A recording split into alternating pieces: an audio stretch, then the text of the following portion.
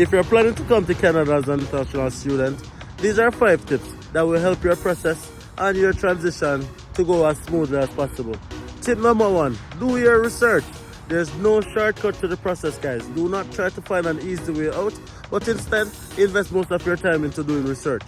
Tip number 2, choose a school and a province that fits your lifestyle, fits your budget, and definitely aid with your transition, because each province is like its own little mini country.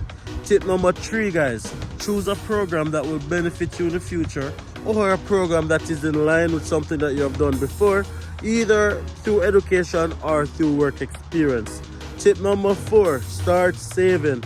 Studying in Canada is very expensive, and even if you show the funds that is not yours, you're gonna need the money anyway, so start saving. Tip number 5, be open-minded. It's a different society, so be willing to